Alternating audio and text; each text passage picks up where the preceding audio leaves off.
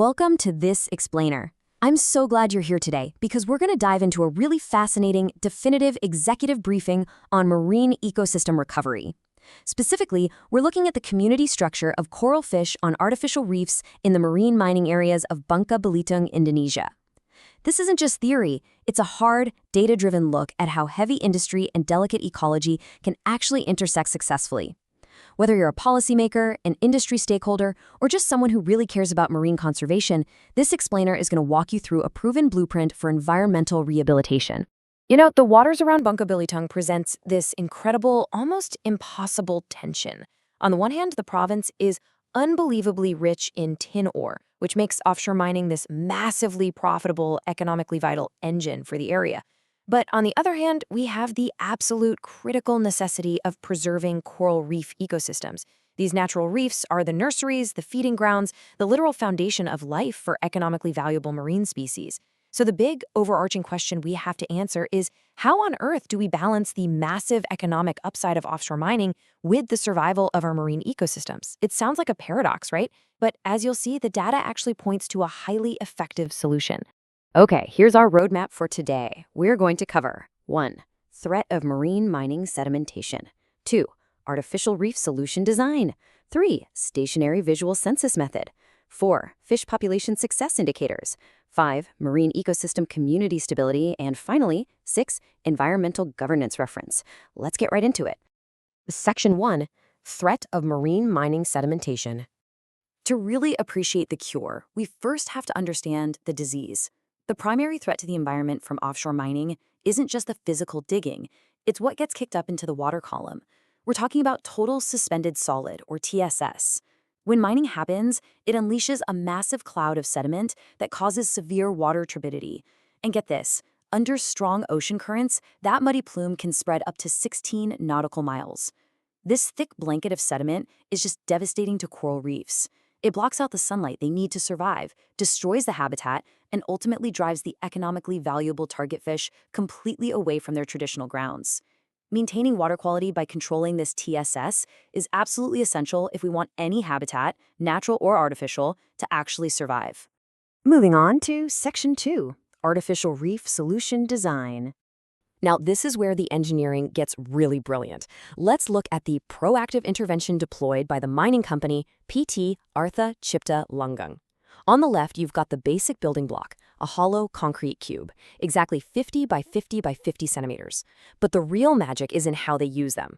On the right, you'll see these cubes aren't just dumped randomly onto the seafloor. No, they are meticulously stacked into a 3-tiered pyramid structure, 25 on the bottom, 15 in the middle, and 10 on top, for a total of 50 units. What they're doing is essentially building a highly engineered underwater apartment complex that perfectly mimics the complex hiding spaces of a natural reef. This pyramid provides a 6.25 square meter footprint that immediately creates an attractive new habitat for marine organisms that were displaced by mining. Section 3. Stationary visual census method. So building the reef is a great step, but how do we definitively prove it's working? Well, the researchers used a highly focused, non-destructive technique called the stationary visual census method. It works exactly like it sounds. Divers go down and position themselves right over that 6.25 cubic meter artificial reef structure. Then they conduct a continuous 15-minute observational dive. And they aren't just relying on their memory. They actively record the site with photo and video gear. Later on, back in the lab, they carefully cross-reference that footage to identify every single species that has moved in. It's a remarkably rigorous, accurate way to measure ecological success. Which brings us to Section 4, Fish Population Success Indicators. And here is the magic number, 23. During their observations, researchers identified 23 completely distinct species of reef fish, representing 10 different marine families that have officially colonized this artificial habitat. Think about that for a second. We aren't just talking about a couple of stragglers. This is a totally thriving, highly diverse community. Seeing this level of biological presence is absolute, undeniable proof that the artificial reefs are succeeding as a vital environmental recovery tool. They are literally bringing life back to an area damaged by mining. But let's go beyond diversity and look at the sheer volume. This visual cleanly breaks down the statistical abundance of fish across 6 different observation stations. Look at those numbers. We're seeing a range from roughly 190 up to over 325 individual fish packed into a single square meter. To put that into scientific context, the established threshold for a very abundant marine environment is just 50 individuals per square meter. So these artificial reefs aren't just scraping by. They are absolutely teeming with life, blowing right past the benchmarks for a highly successful ecological rehabilitation. Now, the quantity is impressive, but who exactly is moving in? Breaking down the family composition is incredibly revealing. You'll instantly notice that two families totally dominate the reef. The Lucinidae, which are your snappers, coming in at a massive 52%, and the Apogonidae, or cardinal fishes, at 35%. Why is this such a big deal? Because snappers are high-value target fish. They are the exact species that local fishermen depend on for their livelihood. Seeing them show up in these massive numbers proves the artificial reef is successfully acting as a premium nursery and feeding ground for the exact fish we want to recover. All right, Section 5. Marine ecosystem community stability. So there are definitely lots of fish, but is this new community actually stable long-term? If we look at the ecological health indices, we get a really encouraging picture. The diversity index is sitting solidly in the moderate range, which is perfectly normal and healthy. The uniformity index is moderate to high, showing us that the different species are spread out fairly evenly across the reef. And crucially, the dominance index is low to moderate. That means you don't have one single super aggressive species hoarding the habitat and choking out everybody else.